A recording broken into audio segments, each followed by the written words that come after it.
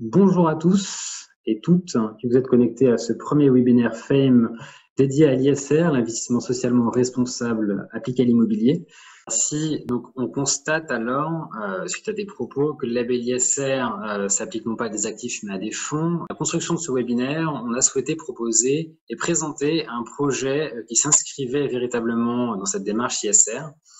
Et en discutant avec Christophe, on a trouvé que le projet qu'il porte, Microville 112, qu'un projet tout à fait atypique, qu'on n'a pas l'habitude de voir, Christophe va vous le dire, s'y prêtait et répondait très clairement à cette nouvelle démarche et pouvait quasi en tout point être qualifié de projet ISR. Merci encore de cette introduction, Yanis et là et Cédric, cette présentation de l'investissement à impact dans l'immobilier. Et effectivement, avec la Microville 112, on illustre une des actions concrètes que je conduis en tant que président d'Alliance Sens Économie, qui est une coopérative d'intérêt collectif qui rassemble des acteurs publics et privés pour construire finalement les moyens à mutualiser, permettant de passer à de nouveaux modèles de développement qui créent de la valeur économique, qui créent de la valeur sociale et environnementale. Et parmi les secteurs, les trois secteurs d'activité cibles sur lesquels on intervient, il y a l'immobilier, la finance et le numérique. Et à chaque fois, l'objectif, c'est de faire la démonstration qu'on peut trouver un autre modèle de développement pour chacun de ces actifs, pour le mettre au service de la transformation de notre société et de l'émergence finalement de modèles de développement économique fondés sur la coopération d'acteurs sur le territoire, publics, privés, associatifs, de l'économie sociale et solidaire, des grandes entreprises comme des TPE, des acteurs publics et des acteurs académiques et de la recherche, qui sont tous en fait sur un même territoire. Et la Microville 112 a été bâtie avec cet objectif-là, de faire la démonstration qu'on pouvait concevoir un programme immobilier comme un moteur de développement local, de développement économique durable sur un territoire. Comme vous le voyez, on est sur un territoire très vaste, 65 hectares, on a 55 000 mètres carrés, 40 bâtiments, une ancienne base aérienne et la zone vie, où vivaient à peu près 1500, entre 1500 et 3000 militaires à l'époque où elle était ouverte. On appelle ça la microville durable. Ce concept finalement, ce type de programme de développement immobilier qui s'inscrirait dans des projets pour une foncière labellisable ISR par exemple. Le modèle de microville durable, c'est un modèle avec plusieurs caractéristiques. D'une part, une approche de développement durable par les communs, et notamment les infrastructures sur ce territoire-là, qu'on qualifie d'éco-responsables, et qui ont une incidence sur l'impact social et environnemental et économique qu'il peut y avoir au niveau des occupants. On parle donc là très brièvement les infrastructures énergétiques, production, consommation, distribution, la gestion des espaces naturels, des déchets, la partie réseau bien sûr, les biens et services, c'est-à-dire tout ce qui peut être mutualisé au service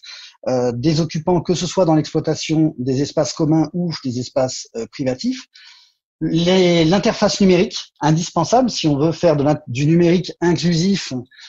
peu énergivore, eh bien il faut effectivement avoir des infrastructures adaptées. Et puis l'évaluation qui est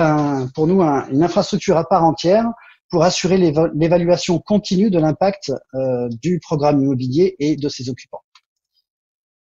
Le modèle de développement est également basé sur une gouvernance participative, comme je vous l'ai illustré dès le démarrage sur l'appel à manifestation d'intérêt, mais qui là va prendre forme au niveau de la société de gestion immobilière de la Microville 112, d'une société coopérative d'intérêt collectif. Pour ceux qui ne connaissent pas, très simplement, c'est une entreprise normale, une société anonyme qui est en cours de constitution, qui a un statut particulier qui lui permet d'accueillir en son capital aussi bien du public que du privé, tout en restant de droit privé. Donc bien évidemment, il y a un lien avec les enjeux ISR. On n'a pas du tout inventé la microville durable, ce programme-là, en fonction du label ISR qui vient de sortir. Cette réconciliation est très intéressante et arrive au bon moment. Mais effectivement, on a, par rapport aux enjeux, bien sûr, la notion d'éco-rénovation, les infrastructures mutualisées éco-responsables, où on retrouve les questions biodiversité, énergie, mobilité, etc. Et puis la gouvernance partenariale, qui, vous l'avez compris, est un peu au cœur de la dynamique de transformation du territoire et de redynamisation. Alors, je ne vais pas dire forcément une foncière ISR, elle n'est pas encore labellisée, mais ça va être un sujet. Mais effectivement, pour ces programmes de revitalisation de friches urbaines, qu'elles soient militaires, industrielles, ou même de friches de locaux vacants diffus dans les centres-villes ou en ruralité, puisqu'on a des projets de micro-villes en ruralité et dans le cadre de la revitalisation de centres-villes dans Action Cœur de Ville. Alors, on se rend compte qu'effectivement, cette manière de monter et de faire émerger de nouveaux usages, de nouveaux programmes immobiliers qui s'inscrit pleinement dans les objectifs du label ISR immobilier, aujourd'hui est plus que dans l'air du temps et répond à un vrai enjeu, à la fois de développement économique et de relance de l'économie, et à la fois de développement responsable, on va dire, contribuant aux objectifs sociaux, aux enjeux sociaux et environnementaux auxquels nos sociétés et nos territoires sont confrontés. Merci Christophe.